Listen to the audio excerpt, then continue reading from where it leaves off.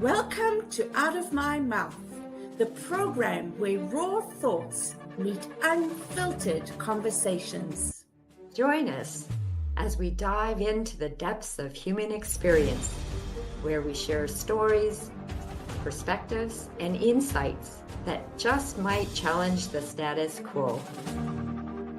Get ready to laugh, cry, and ponder the world around you like never before. This is Out of My Mouth.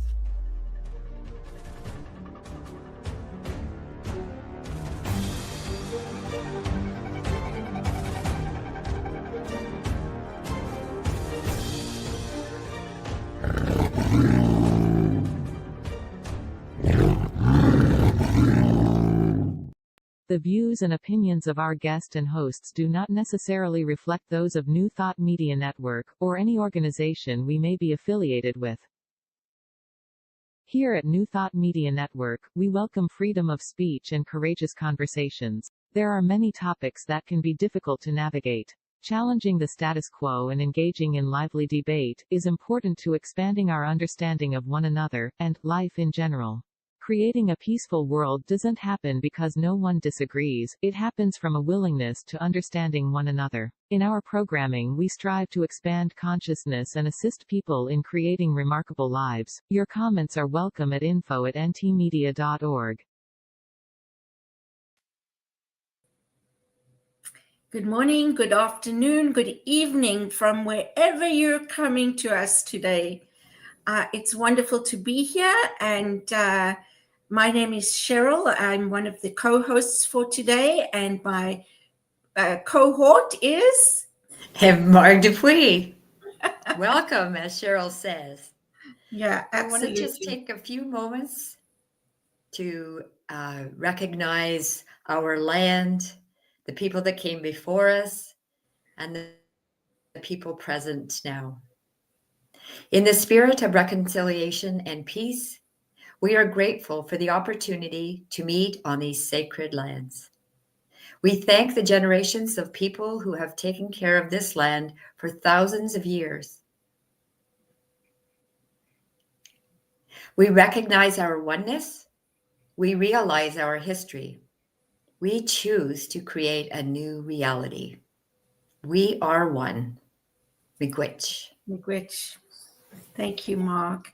And I just wanted to share that our third co-host, Barbara Jean, is not feeling that great today. She has a cold, so sending her love and light and surrounding her in healing energy, knowing that this is going to move through her easily, quickly, and effortlessly. So it is my honor and my privilege to introduce to you this beautiful lady by the name of Anna Harvey. Anna, yeah, there she is. Look how gorgeous she is. And Anna is a certified retirement coach. And for the past decade, her Retirement Clarified program has helped post-career women design a next life chapter that brings them meaning and deep satisfaction. And his group coaching program called Retire Solo focuses on the unique needs and wants of retired women who are living and aging on their own. Anna regularly delivers presentations, workshops, and interviews.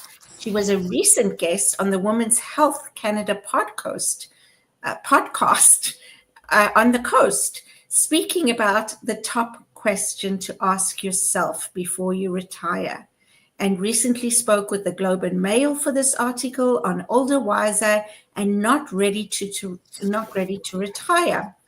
Women are hanging out there consulting Shingle in midlife. Outside of her coaching, Anna is the communications coordinator for Unity Canada. She's an Airbnb host and part of the Victoria Spiritual Leadership Team at Unity Vancouver Island. Wow, that's a lot. That's fantastic. And I see you bring full and rich life. What can well, and sounds like just so much wisdom and positive experiences to share with us. Yeah, they are all actually positive experiences. You know, that's part of the wisdom to collect the goodness around us, I think, as we do grow older. You know, we're more mindful about what we participate in and what we bring into our lives and what we contribute. So Yeah. Absolutely. Transforming Welcome. Thanks, Mark. Glad to be here. And so before we came on live, you were talking about not talking about your business, but sort of maybe weaving into a conversation, which is awesome because that's what we do here. We have conversations that are courageous, and I've lost vision of you. There we go. But I got to ask the question: why did you start your business? What drew you? What was your interest? So in speaking about what drew me into the world of looking at retirement and becoming certified as a retirement coach was because for several years I had been working with women to help them get work-life clarity. So these were women that were typically sort of mid-career, maybe even a little bit later in their career, and they wanted to do some kind of a change in their career, but they didn't know what they wanted to do. The one thing that they did know is that they did not want to be doing what they had been doing all these years. The saddest and most poignant client that I had at one point arrived to my office, and she had the most beautiful, folder, all shiny, glossy black. I can still see it now, when she opened it up and showed me all the various sheets of her bio and her resume, when she was walking them through me. And then she just closed the beautiful folder and she said, "Yes, but it's not me." And so all these years she had been working in a field and doing a work that wasn't aligned with who she was or what she felt drawn to. But like all of us, we get, darn good often at something that we started as a career. And only a little bit later on do we find out, it's just really tough to keep doing that day after day. So that work then, because I was serving those women, bit by bit, two things happened. A few of them started to say, well, this, and I'm also thinking about what's that going to look like for me in retirement? And then I've just always been someone who can sort of see things coming. I don't know what Faith Popcorn used to call herself, a futurist. I can sort of see what's coming down the pike. And I thought, wow, there's me. And I'm kind of I sort of figure I'm a representation of the common man or woman. And that retirement is coming for so many of these people. That's what pushed me to go then and get my retirement coach certification and then start addressing those needs for women. Does that do a good job of answering your question? Very good. Thank you. And are you able to apply your own wisdom? I love that age to sage. What Age to sage. Yeah, absolutely. It's like any of these things. It's most meaningful when we really walk our talk, right? What we're talking about, to bring that to our own lives. Otherwise, it's kind of, anybody can do this by book learning. As somebody once pointed out to me, man, AI is going to make all the coaches disappear, but that's not really true, because any of us need to show up and be very alive to and engaged with what is being presented to us by our clients. And of course, the way I do my coaching, it's very much a coaching model, but it's also a wisdom model, because I'm often older than the women that I'm coaching. And I always figure, man, if I've walked this path and I've learned something, why don't I share that with you? So maybe I can spare you a year or two of fumbling around, because I've already learned that. So, I always bring that piece into my coaching too. Yeah. It's not a pure coaching model, I'll be the first to tell you. But anyway, I do. Well, that's beautiful. And I think that's a gift that keeps on giving, right? Yeah. Because you are using your experience, your knowledge, your background, and helping people, women, where they are at. Yeah. And so I'm thinking that when women come to you, they're coming to you because they're not sure about their next step. They're not sure about who they really are. They're not sure about who they want to be. All those kinds of things. And like you said, it's so interesting because I'm doing some filing and shredding and stuff around me this time of year, and I came across some of my performance evaluations from my previous workplace. Oh my gosh! And I'm reading some of the stuff, and I'm like, wow, that's me. Like, they're saying those things about me. That's pretty cool, kind of thing. And then I'm thinking to myself, isn't that interesting that I need to read that to be reminded, because it doesn't always feel like that's who I am. Yeah. I agree with that. And that's also an element that I brought into both of these programs when I created them and developed them, is a chance to reconnect with who we are now. Because some of us, not all of us, but some of us had some part of that. Maybe as we were leaving high school, we started to do some questionnaires and things to give us some guidance as to what to be taking in university or what kind of careers we might want to do. Some people have engaged in some of these self-awareness tools and assessments because they've been, shifted into like leadership positions within their work. So there's been a need for them to do that. But lots of people arrive at retirement having actually almost lost track of their self-awareness of who they are. So that's a critically important part of the program that I deliver, is to help them reconnect with who they are now as this mature person. Yeah. Wow. That's fascinating. You know where I'm going, Cheryl, is I had that discovery when I came to Unity.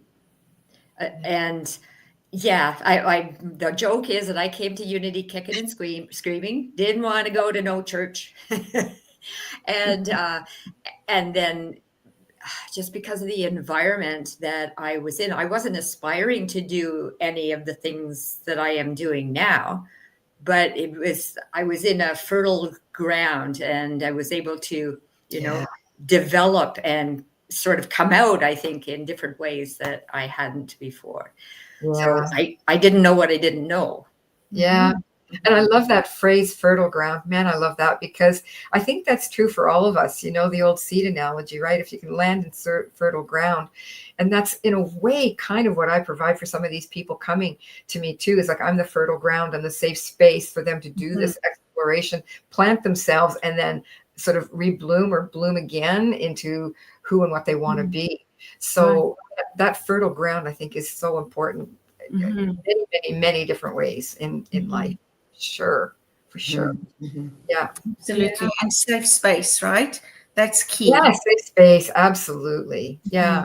It's kind of like what you'd be creating here, even in your podcast. You're encouraging both us as participants and your audience to step into a space of courageous conversations and maybe things that haven't been talked about before, and that it doesn't need to be polite and nice and pretty and tidy, but courageous. And that's a role that you hold when you host this, to create this virtual safe space for people to show up and share all those kinds of stuff, like I'll be doing today. So absolutely. Yeah. So actually, thank you for that, Anna. And so I'm going to invite you to be courageous and share what are the most difficult things you come up against in moving from age to sage with others. I like through the experience of like my client's experience. Are you asking me?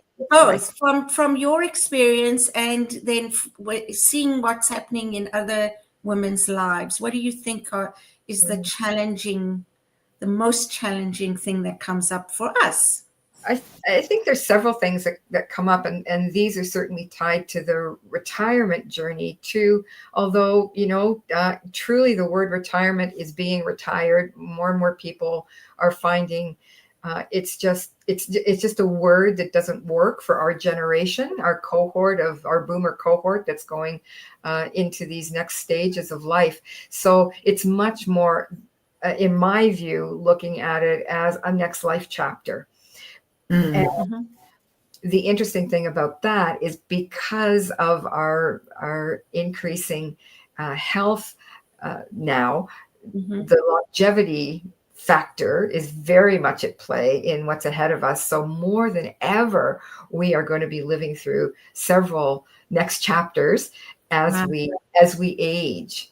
And Mhm. it's interesting to see that even the wording of how we are identified is changing, because there is this recognition that, at 85 and 90, we are still living a different chapter of our life.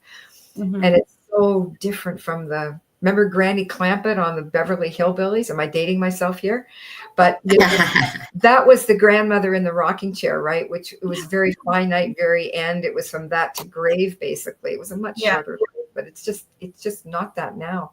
No. So now as people come into this next life chapter after having left their main career, a big thing that comes up for them, of course, is like, who am I now? That's a real big one for all people. Mhm. And the other one is like, what am I going to do? And that's what's really interesting for me, because that's a precursor to who am I going to be? So we're still in the doing mode as we often leave our main career. We're still about outcomes, measurables, the doing, the hands-on. And it's only over time that we come more and more into our inner space, and come into the space then of beingness. Who am I going to be? I love now? Yeah. Yeah, I love that. Moving from doing to being. Yeah. Really having the opportunity and taking the time to do that, right? Because I mean, that's something I continue to strive for in my working life, and I haven't got there yet. Yeah. And it's difficult for us because the career years are what they are for all of us, because they provide certain things, most commonly income, but hopefully also purpose and meaning and all those good things. But yeah, in time, what we want to do is leave that. I've identified it as the race that we're in when we are in our career, right? There's race, like to get to the meetings, and the race to achieve an objective, and a race to compete, and a race to do many, many things. And it moves from that race to choosing a pace in our life. And that's a big thing that, I've seen in my clients is they want a pace that they can mold, that they can create, that they can articulate, and make it usually far less intense than the race they were in when they were in main career. Yeah, beautifully said. Yeah. And am I correct in saying that most of your clients are single women, either widowed or chosen to be single, or? Well, I can see how you get that, and let me just clarify that. So my clientele has largely been, both when I was working with them at mid-career stage and also in this next life chapter stage, has predominantly been women. That's I think a two-pronged thing. One, it's basically just who I attract energetically, but also men seem in my experience, far more reluctant to come into this inquiring space of who am I, and self-awareness and development. Women tend to embrace it and step into it way more easily. Yes. So in a business model wise, the bulk of clientele is with the woman demographic. So now, where was I going with that? I was telling you about that. Oh, yeah. So originally I was serving all women. And then what I realized, some of the things that are being shown on the screen here, that I realized that, again, there's a whole cohort of boomer women who, for many reasons, are going to be doing their next life chapter and their aging chapters on their own. Okay. And that's largely because they've chosen to not partner again, should they have gone through divorce or separation, or they're widowed, and again, they're choosing not to repartner again, or they're also the number of women who, we were the first boomer cohort. We were the ones that had the birth control pill. So there's a whole bunch of us that decided not to have children. So there's no immediate children around to do some of the care that typically falls to the children or child when we age, and we need that kind of support. And sometimes now, because of the way careers have taken people all over the world to explore who they're going to be, often any close family, siblings, brothers, whatever, are in other parts of the country or the world. So there's a whole group of women largely that are doing what I call solo living. They're going to be, doing this whole aging process solo. They're going to be doing their next life chapter solo. And I believe that there's strength in numbers, and that if we come together as a group of solo women, we can also be in support of each other and be learning from each other. Beautiful. Beautiful. So there's more to it than just that individual coaching. Yeah. So, I mean, for some people, individual coaching is the perfect answer, because, we want to go deep together to, learn and to grow and then to take specific action. But there's also value, particularly when there's some kind of a common bond, which happens like many, many, many different ways that we're all familiar with. And that common bond that these group of women have is the fact that they are doing life on their own. And so what does that look like? Right. Yeah. So, but it is interesting. I'll be the first to share with you, again, creative conversations, is that it's hard to get women to come into this, because I'm thinking as humans, but that might be too broad. We have a really hard time connecting with our future self. So whereas I want to say to these women, look, if we're smart, we're going to be taking some good, strong actions now to put certain things in place, because there's going to be a point in our lives, in our aging, where we're going to need this, and we're going to have no one to rely on to provide it. So it's up to us. We've got to be the ones to put it all in place. But what I've learned is it's very difficult to get us to connect to that future self. We all think, I'll get to that. Like 2 years before that happens, I'll tend to it then. So it's that pushing off. There's no then, it's only now. Yeah. And we tend to, it's just, again, who we are by nature, is we tend to react and take action when the crisis is upon us. So it's interesting, right? It's not the best plan. Yeah, it's so true, isn't it? Just sorry, Mark, I'm just going to finish this thought, but how we never think something's going to happen to us, even though we know it's inevitable. I know. Isn't that crazy?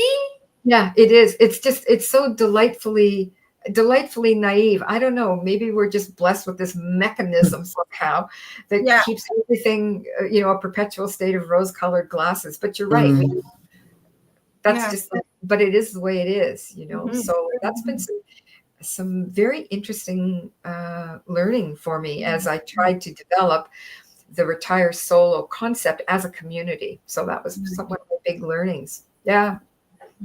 Yeah. Yes. So I have two things. One is, okay, so you're saying community, and I don't know whether I missed it or not. So do you see people individually and as a group? Yes. So now it's individual coaching for those that want to explore this next life chapter one-on-one with me, and Retire Solo runs as a group coaching program, a little bit different from a community.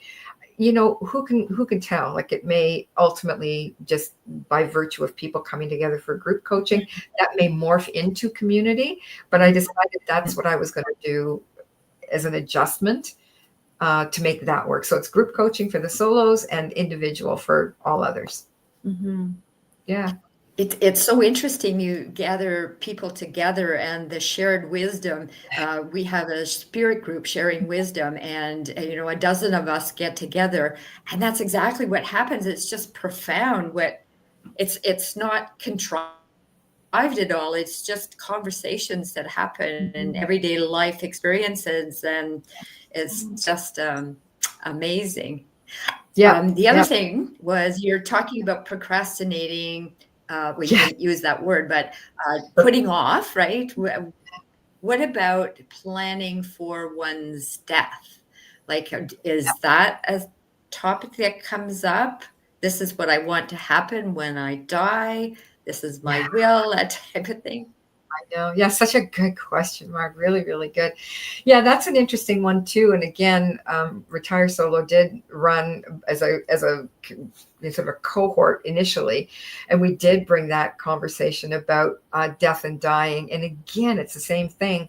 You know, the solo woman or the solo person has to mindfully take care of all of that in advance for him or herself, right? Because again, we know death is inevitable. So what we want to do is be prepared for it. My belief is that any of this preparation that we do in advance leads into feelings of confidence and calm, because we know it's in place. We know it's handled. Then we can put all our life energy into living life. But it is interesting. Yes, in the Western world, we sort of want to hold death at 50 paces, right? We want to put our hand up and keep that too. But I was really fortunate that I attended a talk once by a lovely young woman who works in the realm of all things death, you know, working with families and helping them adjust to and prepare for and cope with all of that. And I was so inspired by her. She was somebody who's truly has a calling in this particular way, so much so that it actually started when she was in school. She shared with us in this talk when she was 16, and everybody needed to sign up in her classroom for a volunteer role, and she signed up to volunteer with the funeral home. It just started that early for her. So I invited her into my home, and we had a woman's time here in my home with some of my friends, just talking about death and the preparations and all of that. Yeah. And it's tedious. Oh my stars. Holy mackerel. I'm telling you, there's so much paperwork and things that you've got to have in place. I know. But I'll share this with you, because this turned out to be a good thing that I did. Sometimes I do the odd good thing in my life, and that's like, yay, just something right. I'm sure it's more than sometimes, and knowing you. But this one, I knew my own tendency was going to be to do that same thing, put it off, right? And I thought, I can't do that. So I buddied up, you know, the partnering system, having a buddy system. I partnered up with a woman, friend of mine, and every second Saturday we get together to do life admin. And any of that drudgery stuff that you just, you know, really keep putting off, we carve out 2 hours on a Saturday, and we just, you know, a check-in call. Hi, how are you? What are you going to be working on? You know, we share that, super brief, not more than 5 minutes. And then we buckle down and we do 2 hours worth of work on whatever, and then do the checkout call again too. So in that time, she said, man, I'm working on my whatever form, you know, my representation agreement. She said, did you know about blah, blah, blah, blah, blah? And I thought, oh, man, I didn't know that. I was going to do it this way. And that's where you get this beautiful shared experience. Yeah, absolutely. Yeah. So that really worked well. Yeah, I love that buddy system. Everybody, you know, talking about important things and to hold each other accountable. Yes, absolutely. I mean, the other hand, the buddy system sounds wonderfully upbeat. The other way you could look at it is misery loves company. And it's just, you know, it's just the grunt work of doing this admin stuff, and you might as well be in it with a pal, right? So yeah, absolutely. There you go. Somebody to push your buttons, right? I see Deja just sent us a message saying it's time for break. So hold that thought. Yeah. And come back to button pushers, and and we'll have a quick break. Yeah, don't go away. See you in a moment.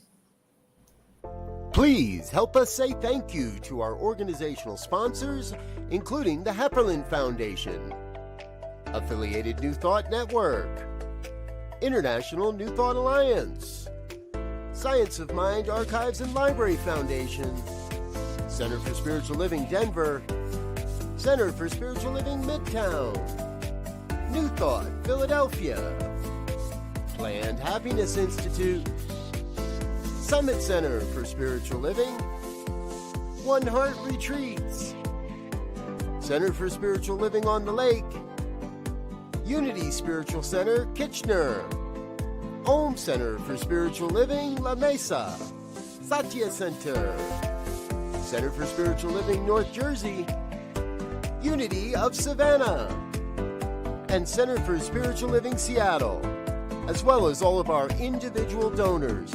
Thank you for making New Thought Media Network a place to be. Please come be you. And remember, like, share, and subscribe. New Thought Media Network, positively inspiring.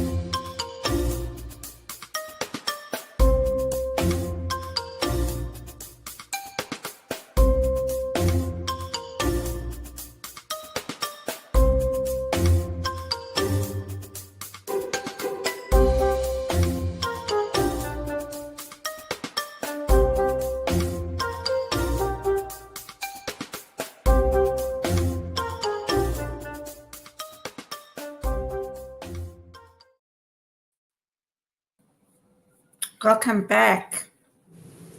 Oh my goodness, I'm just loving this conversation. For me, I have a partner. In fact, on Friday, I can't believe I'm saying this, we celebrated 40 years of marriage. Wow, Cheryl, that's amazing. I know. It's a miracle. But anyway. How lovely. How lovely. It's a miracle. I see it as one. But the thing is, though, I think that, thank you, that even though I'm in a relationship, I still think about these things as a woman, right? Yes, there's the combination of two. And then there's also, because this is interesting. So 40 years and we think so differently, right? That we still sometimes don't even know what we're talking about to each other, because he'll think I'm talking about one thing, and I'll think he's talking about something else, and then he'll say something. I'm like, "Are you talking about this?" And he says, "Yes," and I'm like, "Oh, well, I'm talking about this, right?" Yeah. So crazy things like that, and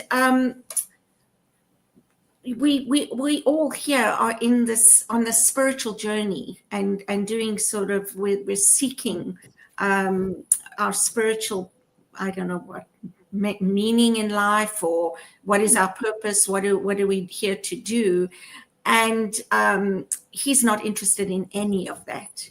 So where I'm going with this is that I have this way of thinking that my thoughts, my words and actions create, and then he doesn't care what comes out of his mouth and what he's thinking and doing, or right. And so sometimes I feel like I'm in this tug of war, energetically, right? Energetically. So it's just, I just find that interesting. I don't know why that came up, but so I think about our retirement together And I think about, what about what I want as an individual on my own? Well, what you're saying is actually, it's got relevance to the two things we just talked about, which is talking about retirement or your next life chapter after your main career. It's also relevant as you talk about death. So this is the challenge that couples have classically as they come into these two phases, is they think they're communicating, and in many cases they're just simply not, because both of these topics tend to be kind of loaded or unknown. There's not like a quick guide to them, right? So that communication piece is so important. I've got a great visual when I do my workshops about a husband and wife. It's actually a couple, and they're both in the belly of a plane, ready to parachute down, right? Ready to jump out of the plane. And the reason I use that is because the husband and wife are both agreeing, or the partners are both agreeing, yes, let's retire. So they're ready to jump. But if they're not talking, what happens is when they land, they are a football field apart when they land. And they're nowhere near on the same page. This is where you get the silver divorces happening, right? Because all of a sudden there's no children left as the glue to stay. And that communication piece of knowing what they're going to be creating together and individually in this next life chapter, then they drift or they just split. So it's super important. And the same thing too, Cheryl, I love the way, you talk about being on a spiritual path and maybe being partnered. This could be true for any of us, and partnered with someone who is on not the same path, not the same spiritual path, or not on a spiritual path at all. Then the question comes at the time of passing, like, how do you want to be, passing, basically.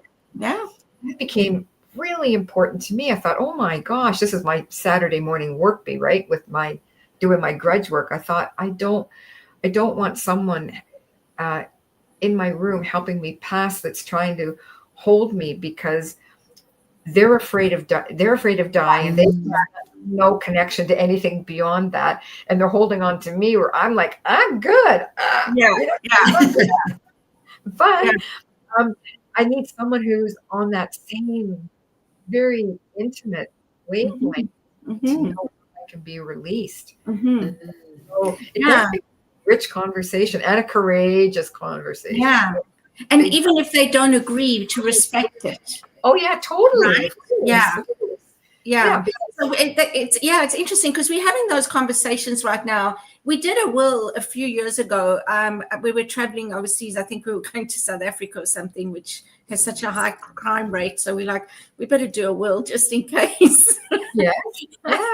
And so we did. And like you say, there's so much. You've got to have a power of attorney for your health, and you've got to have a power of attorney for your finances, and all these different things. He wants to be cremated. Now, I'm born Jewish, and in the Jewish religion, there is no cremation. You have to be buried in a pine box. However, I've really moved past religion, and I want to be buried just in a, I don't know, cloth or something under a tree and decompose, right? And so right now, what the will says is that we're both going to be cremated. And I'm like, I got to change that. I got to put in there what I want. you know? I get this, and I would only encourage you to make the change sooner rather than later. Yeah. This was what happens with the disconnect of the future self. Yeah. In your mind, even though you're not actively thinking about this is a long way out. But then I started to say, okay, but what if it's Friday? Exactly. It may not be.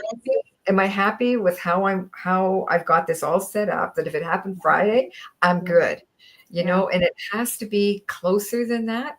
And it does. It takes a courageous conversation to come into it with your partner to say, this is what I want. Yeah, absolutely. Yeah. And this is actually the interesting role that this young woman I mentioned before, who has, developed a business around that. She really enjoys working with families because she knows that this conversation is a difficult one, and she can be that third person in the room who guides a conversation in a loving, respectful, but very informed way, you know. My friend got very excited that I was working with about doing a green burial. She was all over that. That's Super excited. But when she started to find out what the cost was, she thought, okay, might need to rethink that.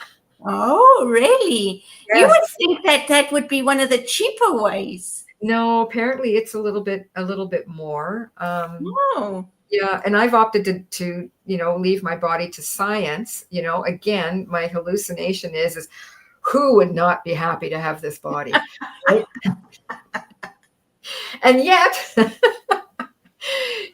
when you reach out to the science folks, assuming I'm going to live for a little while yet, I become too old to do organ donation. So that was an interesting piece of knowing. Like, thanks, but no thanks. So then it's about, again, happy to receive you. And, there's sort of some criteria around that as well, too. So all of these things take really important time to look into and come to a good decision and get it papered. Yeah, absolutely. Yeah, I'm grateful that we can talk about it, even though we don't agree on all things. We can still at least talk about it and say that and know where each other's at. So every now and again, we sort of come back again and say, are you still there? Are you still in that place? Or because I'm not going that way, so I don't know what you're going to do because I'm going this. Yes. And the other thing, we're kind of totally off the script of where we were headed, but this is all important stuff. The other thing that I'll say about aging solo is there's again, the concept, and rightfully so, that we hold is that we will be aging and dying together. And yet that's not true, that there's like all of us will be aging solo at some point in our life. Either your partner is going to pass before you and you'll be the solo, or the other way around. Exactly. But really preparing for solo living is and aging and dying is really important. Yeah, really absolutely. Yeah. I was always of the, and I still am, but my son made me think about when I die, and that I was, okay, I'm going to be cremated. That's it. That's all. I don't want anybody hovering over my body and looking at me and whatever, all ego, right? But talking about. Yeah. And then I hear about the green burial and I'm like, oh, that's because cremation is also toxic, right? Yeah. But he said to me, this is a few years back now, that in order for him to reconcile, to know that I am gone, he needs to see me. And so the part of, and my son doesn't share a whole lot, the part of me that's like, okay, this is about me and this is what I want to happen, went shift, wait a second, this isn't just about me, this is about the people that are being left behind. So it just has given me things to think about. Yeah, I mean, that was a beautiful insight and desire that he shared with you, Marg, right? Like, really great. Yeah, absolutely. You'd never know. And I get that. Yeah. That's so interesting. I never thought of it that way, but that's a beautiful way to look at it. You're honoring your loved ones who are left behind. And that's maybe a good question to ask. Because it's no longer about me, right? Yeah, exactly. No longer about me. Yeah. I think my kids would just say, I don't care. Oh, stop it. You don't know, right? You don't know. And I think maybe that's what Marg's saying is, she was holding one concept of what her son would say. And proved to be quite different. So that's true. We have to ask the question, and then typically what we do is we dance around it. This is look, I claim this for myself. What I do is I dance around it. I think, I'm not going to ask Saturday because Saturday is the day of the ex, right? So I'll do it next weekend. Well, the weather's really not good today, so I won't ask today. So this is what happens, right? Push off. Yeah. And it never happens. Yeah. So It's interesting though, because my eldest son is, he started the conversation about where are we financially and in our lives, and what do we intend when we retire, and all this, and I find that quite intriguing. And I'm an open book. Like I let him see whatever and do whatever, and I just find it's an interesting time of life to be in. Yes. These things that you never thought of, that would be the things that come up in your life and that interest you and find intriguing. Yeah. And it's, I find it's a humbling time of life too. We're gaining wisdom in leaps and bounds, because that's just the virtue of having lived X number of years. And yet it's humbling. I find like my body can't leap buildings with a single bound like it used to, And that kind of keeps it real too. So it is a really, really interesting time of life. And we just started last night watching Man on the Inside. I think it's great. It's fabulous. Oh my gosh. We watched 3 episodes, like one after the other, and I so enjoyed it. I think it's on Prime. Is that right? Prime or Netflix. I can't remember which one, but it's a great one. Is that the one with Ted Danson? Yes. Oh my goodness. I was just having my teeth cleaned yesterday, and the hygienist said, do you have Netflix? I said, no. And she said, oh, I've been watching this, with Ted Danson. And just what you said sounded like it. But we'll have to look at the library, because we get our watching in by the library. It's well worth a watch. Series. Absolutely. I'm awesome. Thoroughly enjoying it. And I was going to, anyway, it's just awesome. Don't want to give it away. No, nor will I, because I've seen it to the end, and it's well worth the watch. That's all I'll say. Awesome. Yes. Well worth the watch. So anybody who has Netflix, watch Man on the Inside. Man on the Inside. Okay, I'm going to be writing that down. Yeah. Anna, has Unity helped you on your journey in this occupation? There we go. They should give us some, what do you call it? I don't know, something for advertising. There you go. Royalties or something. Royalties, that's it. So you talked about awareness and service and whatever. And so has Unity guided you, helped guide you, support you during your this part of your life? Well, yes. So me personally, of course, I don't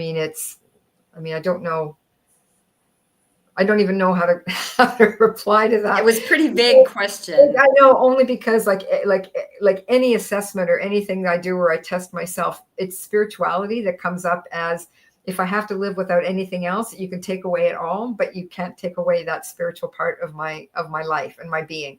So I don't know what to say other than, it's so core to who I am, what I profess to be, what I profess to do, is, I don't know, it's just interwoven in me. So and because it's so part of me, it plays out in, of course, how I work with clients as well too, because it can't not impact any way I do anything, right? Yeah. So, So you don't walk out one door, close the door to one part of your life, and it's all integrated. Integrated. It's totally integrated, more so than probably anything else in my life is that part of me, and that's been part of me for a long time. Unity's given me a framework, perhaps I'd call it. Yeah, for sure. Yeah. You want to look at some of these quotes since you've talked about this? So because I know somebody's watching our time, but let's try and at least talk about some of these wise women. We'll look, and thanks for putting these up on the screen. This is perfect. So I like this one. This one I found from Louise Hay, which of course who we know from all that she's written over the years. And hers is, know that you are the perfect age. Each year is special and precious, for you shall only live it once. Be comfortable with growing older. And I love that. To me, that speaks about being in the now, right? The only place to be, can be, is in the now. So it's very much about that. And the comfortable part about that quote was really intriguing to me because, you know, I know myself so well, and yet, you know, my body is changing as I age. And so that part of me, I don't know yet. I'm unfamiliar with it. And to become comfortable with the fact that things might take a little bit longer to heal, or my body reacts differently. That's new to me. Yeah. So becoming comfortable with that. And to me, it's all about acceptance, you know, to really just, I mean, comfortable or not, I have to accept, because it is. Yeah, absolutely. And it's almost like, who are you? I don't know you. Who are you? Where did I go? I know. Like somebody said to me, like, I can't believe that I'm not healing like in 2 days. Like everything takes just a little bit longer for me to get through it or over it, right? So I thought that was a good quote for us to wander to. Yeah. What's the other one? Anything that you want? Do you want to say anything about that, or should we look at awareness? Well, I wanted to just share. So I'm doing some work with Martha Creek, and one of the books that we're doing is The Greatest Sum of Your Parts. Yes. Right? And that's about having conversation with different parts of yourself in you, right? And there's a whole process of revealing them and the rest. But one of the questions in today's meditation was asking some of those parts, how old do you think I am? And they giggled and laughed. I mean, it sounds crazy that I'm saying this, but they all thought I was much younger than what I am, right? Which is just so crazy. So yeah, I just thought I'd share that. It's very interesting. And I love that you did share that, because in research, what proved to be true is we hold ourselves to be about 18 years younger than we actually are at this age. So we're all feeling a little bit, you know, like we've still got a lot of P and V, you know, like we're just, especially when I die, right? Yep. It keeps it alive, keeps that mist going. Yeah, exactly. Do you want to share the next one? That's so funny. Okay, this is a good one too about awareness for me. Ageism is prejudice against our own future selves, and this is by this marvelous Ashton Applewhite. And you know, this one I feel quite warm on this topic, because what I've noticed among my lady friends, and I guess just the world generally, is often it's we ourselves, us ourselves, we ourselves. Anyway, you get the drift. We're the ones that are actually perpetuating the ageism, and we're fueling it by saying demeaning things about our own age, or buying those really tacky, tasteless retirement cards for people. Like we fuel the ageism thing that's going on. And my take on this is my doing my futurist thing again, is I think that we're going to be the generation that, you know, really knocks the stuffing out of ageism, because we're just not having it. You know, we just aren't willing to have it be. And but we have to be mindful that we're not inadvertently fueling it by our own words. Like, how many times have we said, gone and done something, and we said, oh, I'm just having a senior's moment, you know, or, oh, don't mind me, I'm old, it's just a brain fart, you know. We have to stop saying that, because it fuels that kind of stereotypical thinking, right? So that one for me is, I thought, awareness. We've got to have the awareness that we're doing this, and this is a very much a Western culture thing. I mean, you know, others who are aged in other cultures are revered and respected. honored. know. You know, Yeah. That's a whole other discussion, right? About different societies, civilizations, and the values, where we put our values. Yes. So I think that's an important one. So acceptance, awareness. What's our next quote on the go here? Maybe that's it. Service. Yes. So service.